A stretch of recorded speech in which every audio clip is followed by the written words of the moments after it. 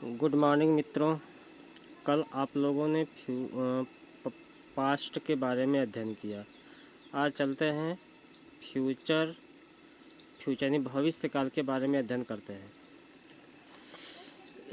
Future indefinite tense active voice से passive voice में बदलते समय फ्यूचर इंडेफिनिट को फ्यूचर कंटिन्यूअस में बदल देते हैं।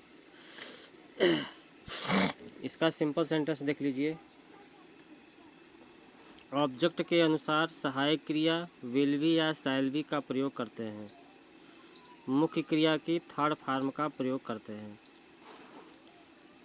ऑब्जेक्ट को सब्जेक्ट के स्थान पर तथा सब्जेक्ट को ऑब्जेक्ट के स्थान पर लिखते हैं और सब्जेक्ट को ऑब्जेक्ट के स्थान पर लिखने से पहले बाई का प्रयोग कर देते हैं। इसका सूत्र है object to subject will be shall be main verb की third form extension by subject to object. जैसे Raju will play the cricket tomorrow, तो राजू विल, तो ये क्या हो जाएगा द, इसमें ऑब्जेक्ट क्या है द क्रिकेट है, हो जाएगा the cricket will be played tomorrow by Raju. आप लोगों को सिंपल सेंटेंस समझ में आ गया होगा।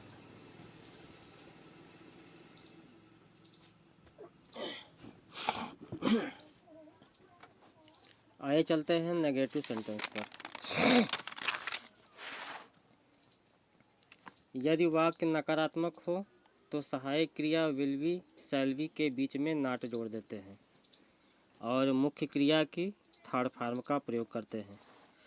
जैसे object to subject will shall not be main verb की third form extension by subject to object. जैसे I shall not go to school, तो I shall not go to school, तो इसमें हमारा ऑब्जेक्ट स्कूल है, हो जाएगा द स्कूल विल नॉट। चूँकि हम ऑब्जेक्ट के सहायक क्रिया का प्रयोग करेंगे तो the school will not be go का गन बाई मी। तो ये आप लोगों को नेगेटिव सेंटेंस भी समझ में आ गया होगा। आइए चलते हैं इंट्रोगेटिव सेंटेंस पर।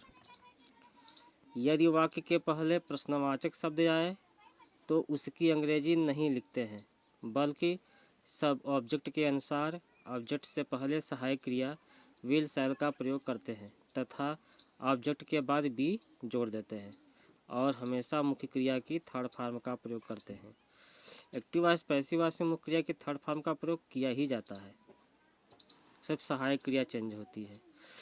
और जैसे will shall object to subject be main verb की third form extension by subject to object. जैसे will Ramu eat the food tomorrow, तो इसमें द फूड क्या है ऑब्जेक्ट है, तो will the food be eaten tomorrow by Ramu. तो ये आप लोगों को समझ में आ गया होगा। आइए चलते हैं इसी का WH टाइप क्वेश्चन। यदि वाक्य के बीच में प्रश्नवाचक शब्द आए तो उसकी अंग्रेजी ऑब्जेक्ट से पहले लिखते हैं तथा ऑब्जेक्ट के बाद बी जोड़ देते हैं और मुख्य क्रिया की थर्ड फॉर्म का प्रयोग करते हैं। जैसे WH will shall object to subject be main verb की third form extension by subject to object. जैसे why will Mohan eat the bread in the pot, तो इसमें हमारा द ब्रेड हमारा ऑब्जेक्ट है, तो ऑब्जेक्ट जैसा रहेगा वैसा सहायक क्रिया का प्रयोग करेंगे तो हो जाएगा why will the bread be eaten in the pot by Mohan. तो आप लोगों को WH भी समझ में आ गया होगा। आइए चलते हैं अब इंट्रोगेटिव नेगेटिव सेंटेंस पर। यदि वाक्य के पहले प्रश्नवाचक शब्द आए लेकिन वह नकारात्मक हो तो ऑब्जेक्ट और बी के बीच में नॉट जोड़ देते हैं और मुख्य क्रिया की थर्ड फॉर्म का प्रयोग कर देते हैं। जैसे will shall object to subject not be main verb की third form extension by subject to object. जैसे will Radha not cook the food, तो द फूड हमारा ऑब्जेक्ट है, तो जाएगा will the food not be cooked by Radha. तो ये आप लोगों को समझ में आ गया होगा। इसी का एक है WH नो टाइप क्वेश्चन।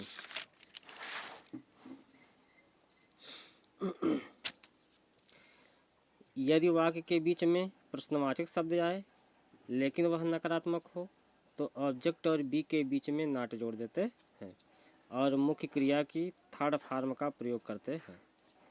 जैसे WH will shall, object to subject, not, be main verb की third form, extension, by subject to object. जैसे why will the lion roar in the forest, तो इसमें हमारा इन द फॉरेस्ट ऑब्जेक्ट है, तो why will in the forest not be roared by the lion. तो ये आप लोगों को समझ में आ गया होगा।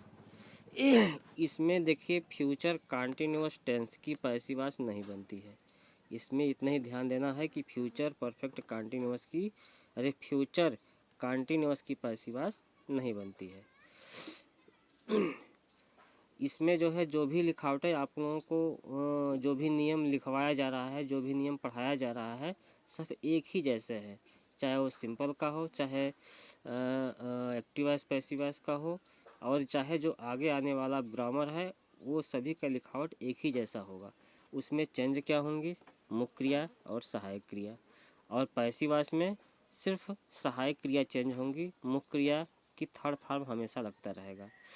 अब इसका आप लोग नोट्स बना लीजिए, इसको जो है अध्ययन कीजिए, घर में रहिए, चैनल को अवश्य सब्सक्राइब कीजिए और अपने दोस्तों में इसको जो है शेयर कर दीजिए ताकि सबको जो है इसका लाभ मिल सके। धन्यवाद।